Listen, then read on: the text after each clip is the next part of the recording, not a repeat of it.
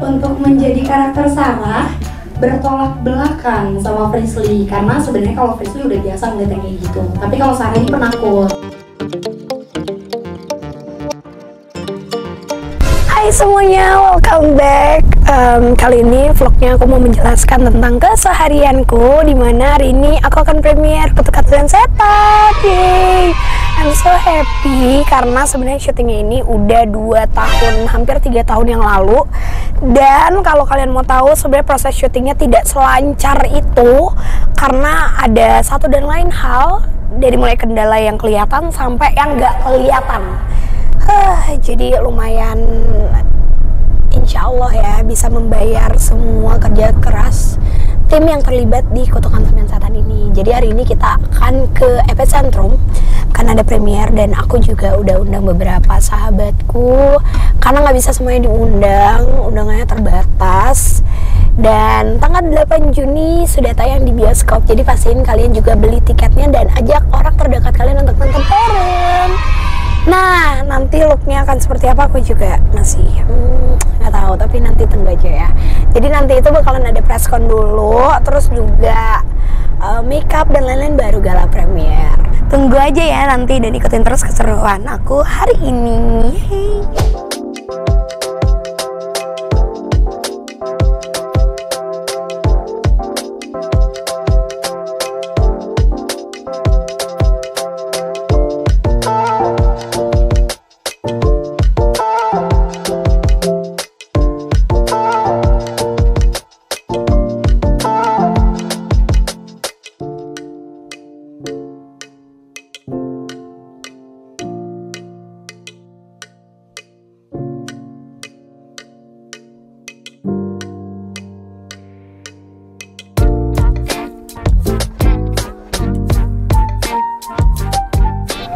Kaika, kan aku nih ya sebagai anak indigo dan lebih ke horor, aku tuh suka banget sama makeup. Tapi menurut kamu sebagai orang-orang yang mungkin nonton pengen makeup simple tuh, yang paling penting kita punya tuh apa? Foundation atau cushion?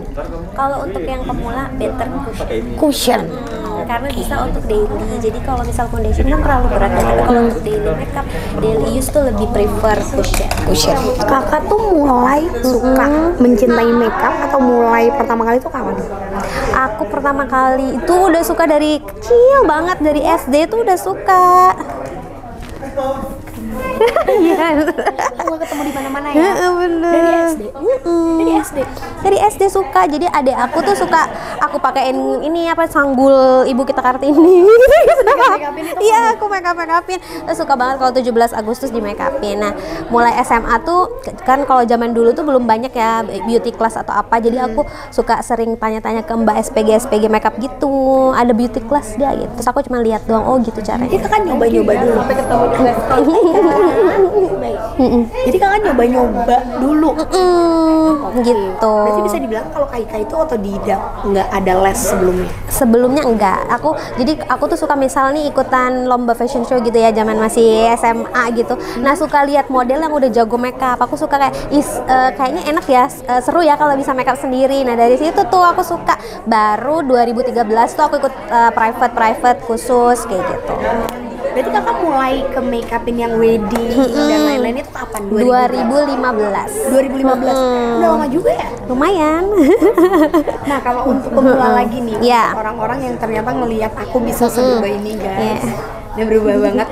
Ini aku berubah banget. Masya Allah. Yang paling penting milih tone untuk lipstick itu gimana?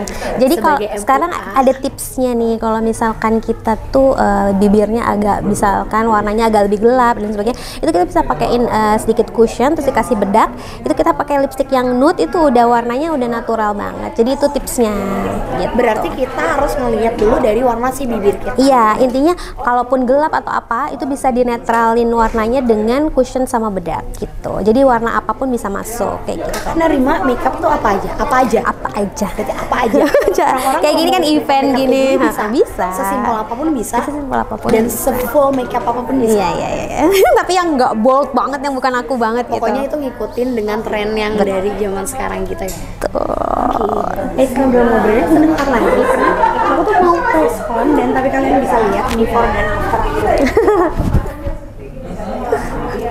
Ini dulu. Nah, itu tuh di sini ada Kak Ika dan juga ada Tifa. Yeay. Ada Kak Sania. Jadi bentar lagi aku juga jadi tim mereka. salah ya. Jadi brand ambassador. Amin. Oh jangan dulu dong.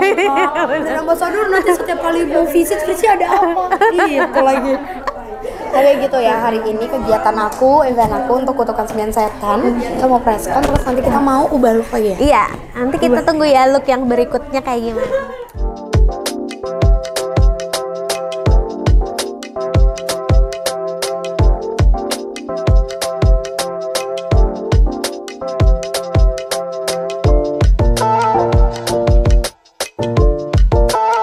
Selanjutnya kita panggilkan Frisly Herlin sebagai Sarah. Rame di atas ya.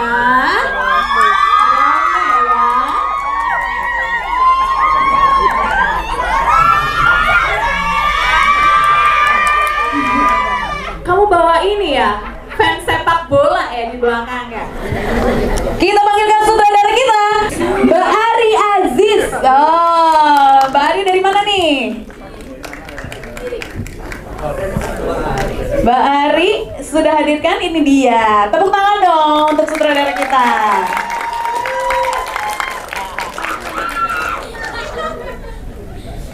Lalu menulis dari Kutukan 9 Setan, Ferry Barus dan Tisa TS. Tepuk tangan dulu dong. Ih, gandengan loh.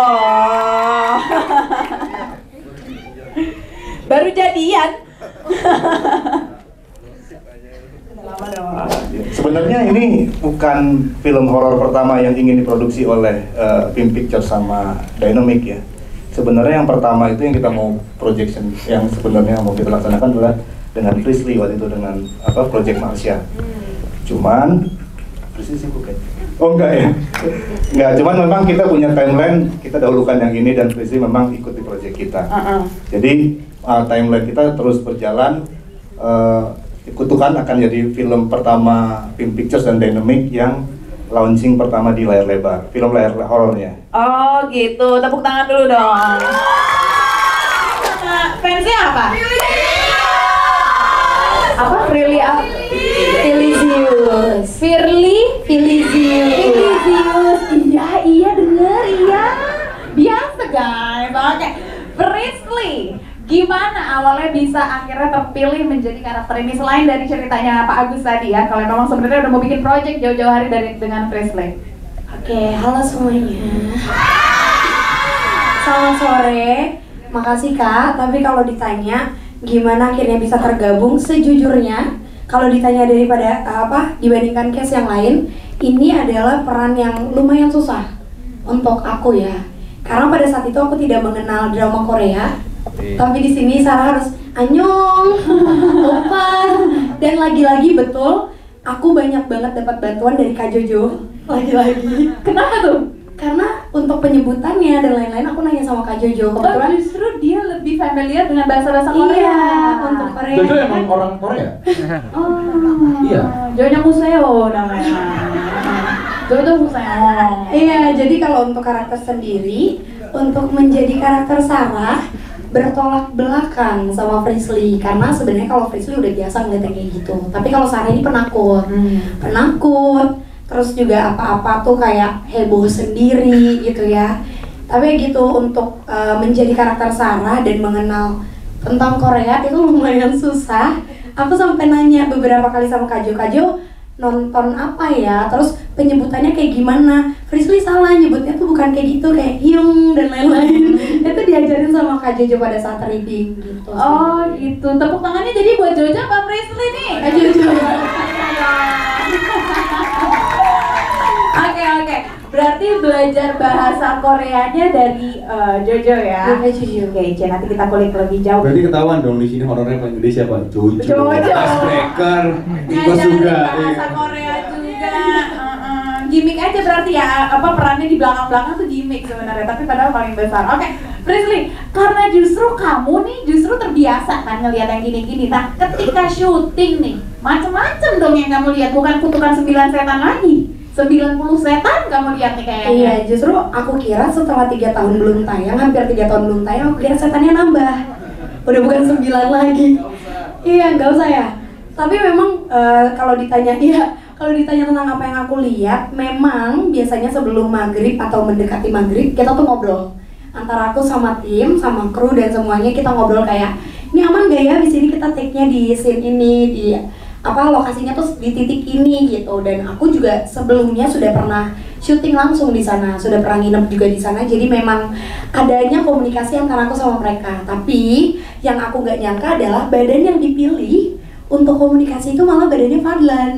Lagi-lagi. Oh, karena gitu. beneran. Jadi pada saat syuting yang megangin Fadlan itu bukan 1-2 orang. Kalau kamu ingat Lau, yang megangin itu 6 sampai lebih. Megang nih maksudnya apa nih? Dia tuh agak nangis dan teriak-teriak. Jadi kayak dia ngerasa badannya panas dan lain-lain, dan itu pada megangin rame-rame. Dan kita tuh kayak, masa iya harus serame ini yang megang gitu. Karena memang kita nggak bisa nge-handle itu gitu. Dan bukan cuma dari aku atau bantuan tim untuk mengeluarkan dan komunikasi, tapi kita memanggil orang asli sana ya Pak ya.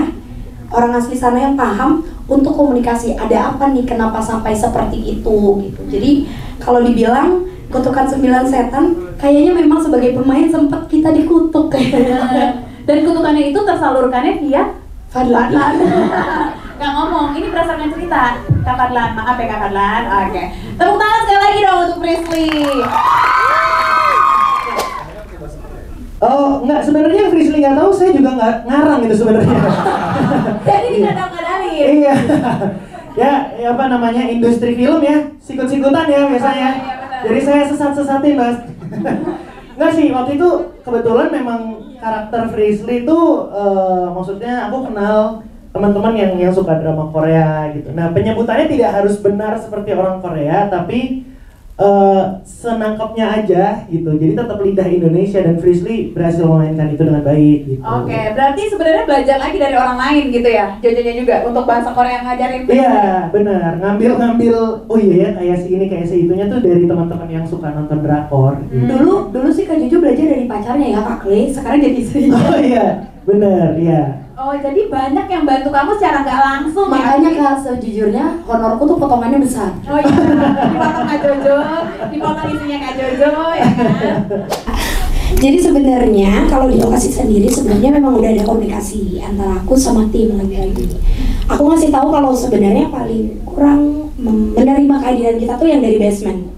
Jadi kalau kalian juga pernah datang ke tempat itu asli dan memang itu juga tempat wisata, kebetulan lokasi basement itu adalah lokasi dari almarhum Pak Boska sendiri.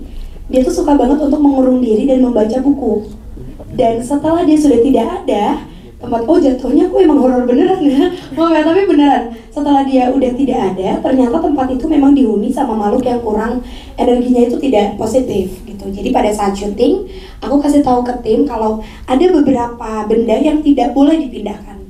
Dan memang pada saat mau syuting adegan ke bawah, ada benda yang dipindahkan. Sebenarnya itu alasan kenapa Fadlan itu bisa kena komunikasinya.